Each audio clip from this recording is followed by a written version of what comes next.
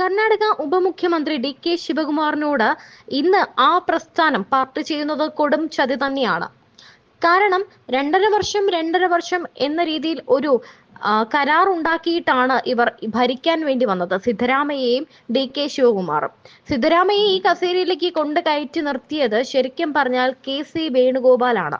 രാഷ്ട്രീയത്തിൽ ഇന്നും സജീവമായി തുടരാനും മുഖ്യമന്ത്രി പദത്തിൽ രണ്ടാം ഊഴം ലഭിക്കാനും അവസരം ലഭിച്ചത് കെ.സി. വേണുഗോപാലിന്റെ ദീർഘവീക്ഷണവും രാഷ്ട്രീയ ബുദ്ധികൂർമ്മതയുമാണെന്ന് കർണാടക മുഖ്യമന്ത്രി സിദ്ധരാമയ്യ തന്നെ പറഞ്ഞിട്ടുമുണ്ട്.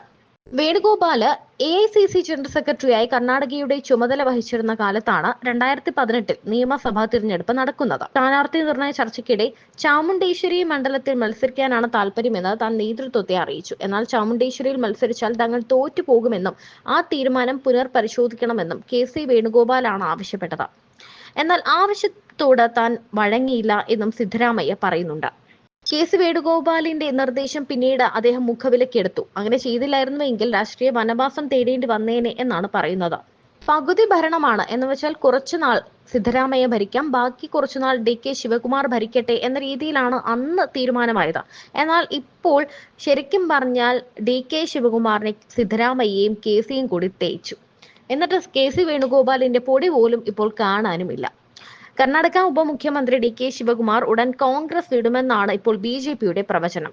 മഹാരാഷ്ട്രയിൽ ശിവസേനയെ പിളർത്തിയ ഏക്നാഥ് ഷിൻഡെയുമായിട്ടാണ് ഡി.കെ. ശിവകുമാറിനെ ബി.ജെ.പി താരതമ്യപ്പെടുത്തുന്നത്. ഷിൻഡെ പോലെ നിരവധി കോൺഗ്രസുകാരുണ്ട്. ഡി.കെ. ശിവകുമാർ അവരിൽ ഒരാളാകാം. കർണാടക പ്രതിപക്ഷ നേതാവ് ആർ അശോകയാണിത് പറയുന്നത്. ശിവകുമാർ സംസ്ഥാനത്തെ കോൺഗ്രസ് പാർട്ടിയിൽ പിളർപ്പുണ്ടാക്കാൻ ശ്രമിക്കുകയാണ് എന്നാണ് പരോക്ഷമായി പറയുന്നത്.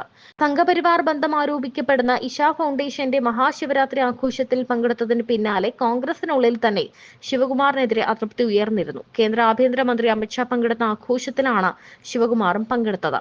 അതിനു മുൻപ് പ്രയാഗ്രാജിൽ നടന്ന മഹാകുംഭമേളയിലും ശിവകുമാർ പങ്കെടുത്തിരുന്നു. മഹാരാഷ്ട്രയിൽ ഏക്നാഥ് ഷിൻഡെ കലാപക്കൊടി ഉയർത്തി ശിവസേനയെ പിളർത്തിയതിന് സമാനമായ സാഹചര്യം ഉടനെ കർണാടകയിലെ കോൺഗ്രസിലും നടക്കും.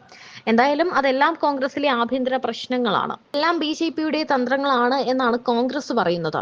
താൻ അടിയുറച്ച കോൺഗ്രസുകാരനാണെന്ന് ഡി.കെ. ശിവകുമാർ വീണ്ടും പറയുന്നുണ്ട്. 2028 നിയമസഭാ തിരഞ്ഞെടുപ്പിൽ പാർട്ടി വീണ്ടും വിജയിപ്പിക്കാൻ പ്രതിജ്ഞാബദ്ധനാണെന്നും ശിവകുമാർ പറയുന്നു. രാജ്യദ്രോഹികളായ DMK നമുക്ക് തമിഴ്നാട്ടിൽ നിന്ന് തൂത്തെറിയണം എന്ന ആഹ്വാനം പറയുന്നുണ്ട് അമിത്ഷാ. 2026 തമിഴ്നാട്ടിൽ NDA സർക്കാർ ഉണ്ടാക്കും, അതാണ് ബി.ജെ.പിയുടെ നയം. ആ സർക്കാർ ഇവിടെ പുതിയ യുഗത്തിന് തുടക്കമിടും. കുടുംബ രാഷ്ട്രീയവും അഴിമതിയുമെല്ലാം നമ്മൾ അവസാനിപ്പിക്കും. സംസ്ഥാനത്തെ രാജ്യദ്രോഹ പ്രവർത്തനങ്ങളെ വേരോടെ പിഴുതെറിയാനും അമിത്ഷാ തീരുമാനമുറപ്പിച്ചിട്ടുണ്ട്.